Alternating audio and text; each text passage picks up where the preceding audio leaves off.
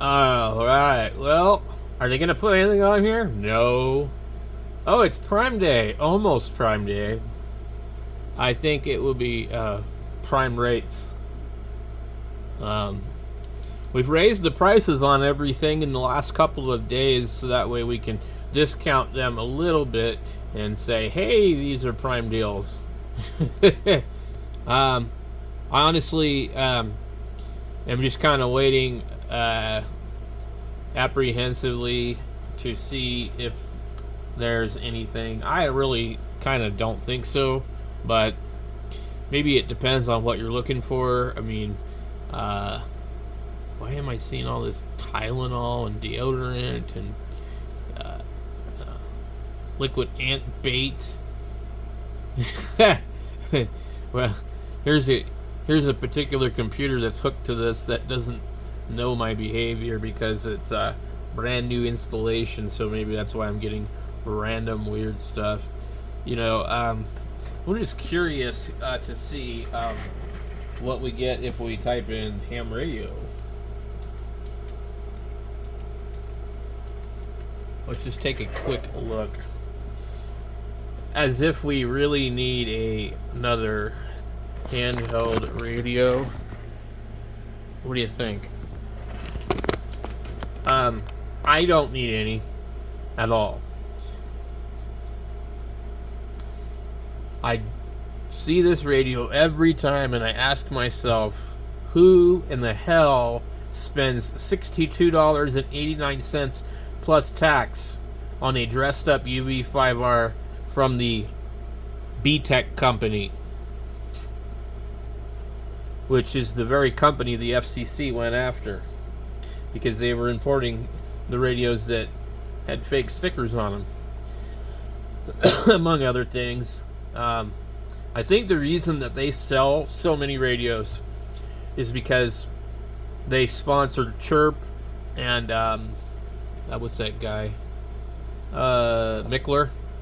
So they have like links and ads on those two websites, and they take you to Amazon. But I've told this story before. I bought one in 2014, and it couldn't even get into a local repeater 20 miles away because we're pretty sure it wasn't transmitting the power on the actual intended frequency. There was some kind of weird problem with the transmitter. But we saw about 3 or 4 watts out of it, not 8 watts. And it didn't work really very far away. Something was really, really strange with it. I guess it's possible that we never tested the antenna, that the antenna could have just been bad. But the same area with the UV5RA that I actually still have was able to work just fine and a lot better than this radio. So I sent it back. But anyway, there's other 8-watt radios that definitely put out 8 watts and they don't cost $62. So this is just like junk. There's no reason to buy that thing. Should we look up today's deals? Today's deals. Let's see what we get. A 2-pack of dog poo with a side of cat piss. Okay, there really isn't anything. I usually don't ever do that. Okay, so this one is a little bit less than normal, but it looks like they pulled the coupon. So this radio was $21 with like a 35% coupon. So this is Amazon's typical crap. Oh, we're gonna make it $1 less, but we're gonna pull the coupon. So it's now $1 less, but no 35% off. I think these are just kind of supposed to be a GMRS radio, but I'm pretty sure they work on anything. I'd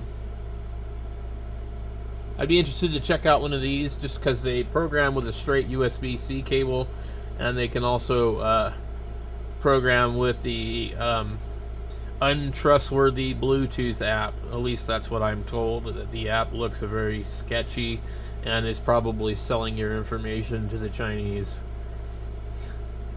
Who would ever do such a thing? So Are we going to see any deals on nano VNAs, tiny SAs? Let's see. Probably some stuff, but we need to uncheck the box here. Where did it go? Alright, we'll clear that out. Okay, so there should be another box here for just all discounts. And like I was saying, I was seeing deals like weeks ago that were really good, and then they started to disappear, ramping up. I think they throw some really good deals out there to get you to go, oh, I wonder what they're going to do for Prime Days. This radio here was like $23 just a couple of days ago. Now it's $28.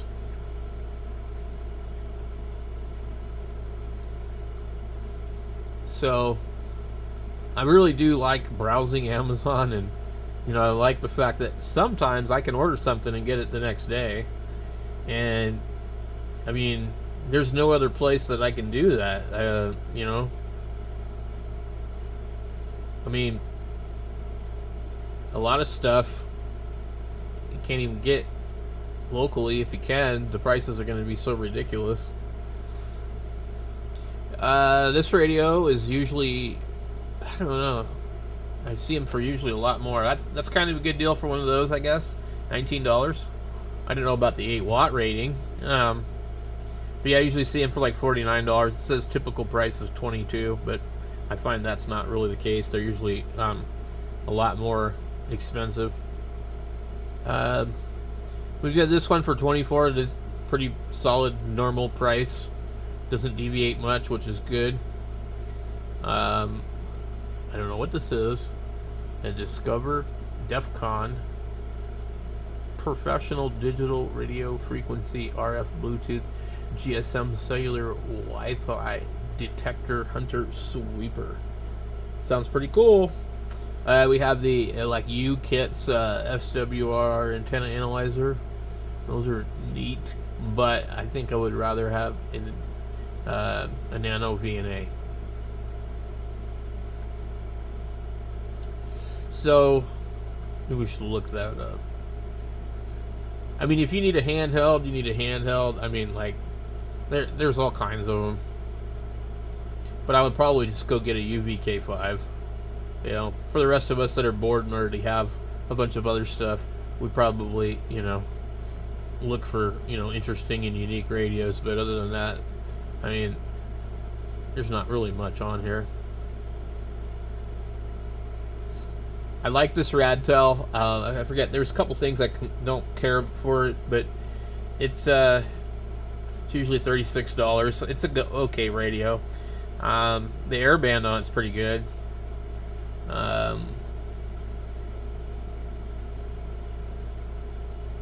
This one here I didn't like. I didn't like this one at all. It doesn't scan properly. The way that it's a nice radio, it has a really cool display that shows you the name of the frequency and the tone and everything when you key up. It's awesome, but it won't scan. And I found that it seemed like the receiver wasn't real sensitive. Anyway, I had one and I traded it off. Yeah.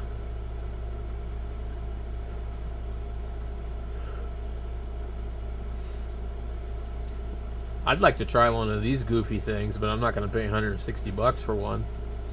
And then there's a lot of 2-meter 440 mobile radios that'd be kind of neat to try. Yeah, see, look, they raised the price on this one. See, remember? $23? Well, now it's $24.99 with 5% coupon. So, like I'm telling you, they raised the prices right before Prime Day. Even if it's $1, they raised the prices. This was $23.99 or $49 or something. It was $23 and some change. And I have one. And it's not a bad radio. It's okay. If you want a UVK5 that looks a little bit different, then that's a good radio to get. One thing to be aware of on Amazon is coax that is made out of copper-clad steel. I bought a really good deal. See, this is 50 feet for $37. I bought a really good deal, some coax that looked like this, and it failed early on. And somehow the braid had intruded upon the foam inside and shorted out. And I found the spot where it was bad somehow by wiggling the cable, and so I cut that piece out. And in doing so is when I determined that the braid was rusty where there was a hole in the coax. It's like something had poked in through the jacket, and it caused it to intrude, and also caused it to rust. And that's when I figured out, oh, this crap is made out of steel with the copper coating. So there's definitely coax on here that's made out of steel on the braid, and I don't know about the center. So I don't know how critical it is, but I imagine it's not desirable.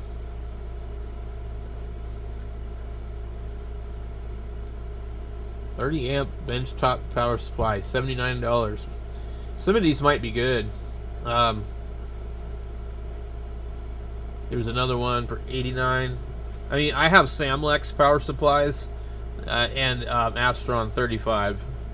I used to have a couple of Astron 35s, but then my friend needed one, so now I've only got one left. But it's hard to beat the Astron 35. Why in the hell is this tuner $99?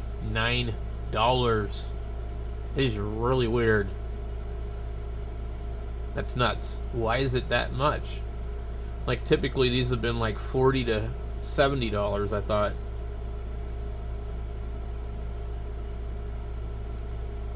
Just a switch on the front, USB on the front. There's a battery in it. You can do either or. But like, I believe the front of it's a circuit board. Maybe it's metal.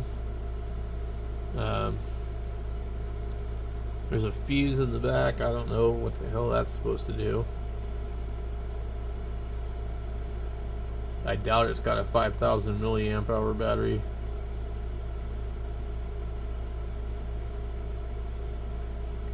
You see a 5,000 milliamp hour battery in there? Where is it at?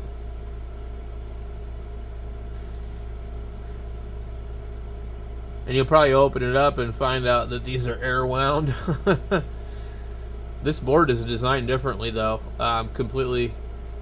There would be extra coils over here. I think one of these wouldn't be on a core. The binocular core looks a little larger than normal. But it's got the same PIC chip right here. I can see it.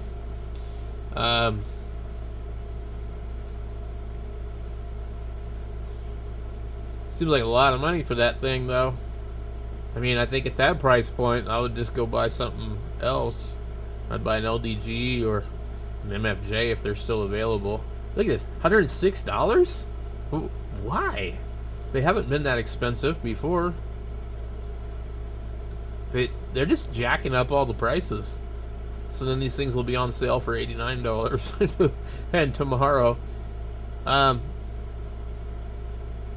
think it's this battery I saw earlier for the longest time for $19, and now it's jacked up to $49 from $19.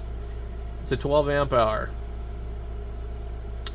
It's not that big, and it's probably not 12 amp hour because if you see, it's like in the form factor of a 7 amp hour battery.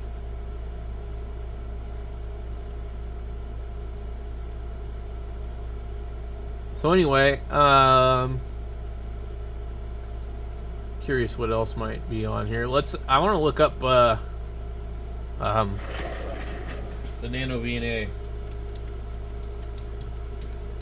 Okay, let's see what we get. $97, $12 coupon. $52. $59.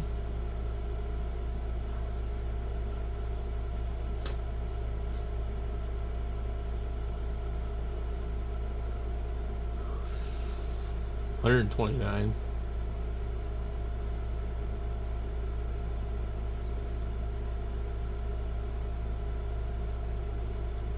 This one looks like it has regular connectors on it. $45. That's the cheapest I've seen, I think. Yeah, a couple of them for $49, $45, $59. I would not buy that one for $59. That's a really old one.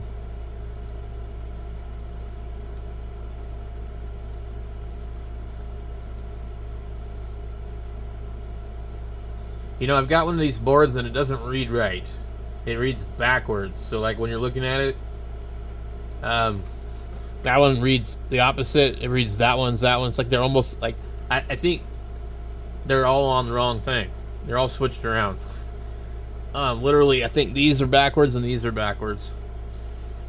And I thought about it. I was like, you know, I should probably return that thing. It's just sitting here. Yeah, it's literally backwards. This is the same one. Now, this is the one that there is not a manual for online. Mine was, like, on sale for $6. The connectors are really a pain. But it's a neat thing. It's definitely, it could teach you some stuff that would be invaluable. Let's see, we got Tiny SA. What we got here? $58 for a Tiny SA. That's pretty damn good. This is something that I would look for during Prime Days. You know, look and see, because you know, there might be cheaper ones. Now, if you're gonna really use this to test radios and stuff, you need to get some attenuators or something. And most of them on Amazon are a little bit questionable. So the idea of like hooking this thing up and transmitting into this worries me just a little bit. And for that reason, I haven't really used mine. Oh, what is that? It is a moth. So I haven't really used mine for anything at all. I need to build an RF sampler circuit where basically you sample the RF and you don't have to worry about it. You're not directly coupled. And there's a couple ways of doing that.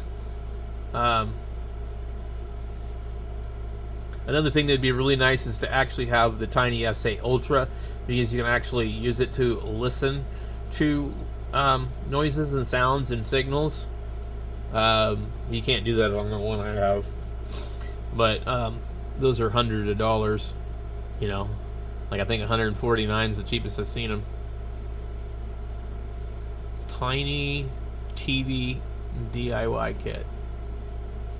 What in the hell? That is so interesting. So, anyway, I would be looking to see. You never know. Okay, let's see. Digital multimeter. Now, what I'm really looking for is a multimeter that has 20,000 count or higher. Okay, I don't want 6,000, I don't want 4,000, I don't want 2,000, I don't want 10,000, I don't want 999. And most of them you're going to find, like this one here. Yeah, they raised the price on this too. This was $23 originally with a 15% coupon, and it's now $26. So Amazon is raising their prices in preparation for Prime Days. One of these bench meters would be cool. But anyway, some of these oscilloscopes are interesting, but not all of them have the capability of running probes. So one thing I noticed about some of these fluke meters, like the 15B, the 17, and whatever, they're not a true RMS meter. I did not know that until I was reading some reviews. And so I don't know how critical that is, but I guess to some people that would be a deal breaker. Let's see here. Our Thinsdy meter that we bought for $17.09 is now $18.95. So they've literally raised everything a couple of bucks here and there, and unless this is a different one. Okay, right here. This is the one I'm paying attention to. This is a 20,000 count, and it's a little bit different. It has this scale down here and this other thing up here, but it's a, I don't know how you pronounce it, the Cindy or Thin Indy, I don't know. Anyway, so the 18Z3, and this one, unlike the other one, is a 20,000 count, and it has a non-contact voltage sensor, and it also does the temperature. The other ones, there's a really cheap one. This one does not do temperature, and I don't see the other ones. They want more for the red one. Anyway, there's another one in a separate listing, and it's a called a 19B or something. It's the same meter, but it does temperature instead of a non-contact voltage. So anyway, there's really just a bunch of prices being raised, and so we'll see what happens. But I'm going to keep my eye on stuff. If I see anything interesting, I will definitely let you guys know.